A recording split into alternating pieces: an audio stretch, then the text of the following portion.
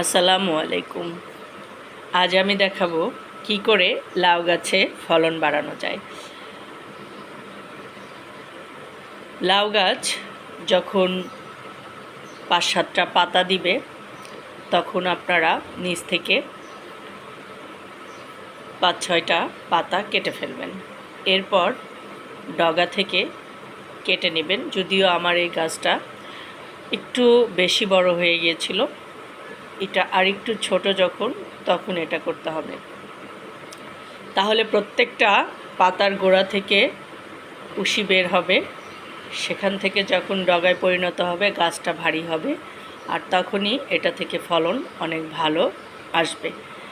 So আপনারা লাউ গাছ সবসময় একটু বড় হলেই নিচ থেকে ৪-৫টা পাতা কেটে ছেটে ডগাটা কেটে দিবেন। দেখবেন প্রত্যেকটা পাতার গোড়া থেকে কুশি বের হচ্ছে এবং এরপরে এই ডগাগুলো থেকে প্রচুর মেয়ে ফুল ফুটবে।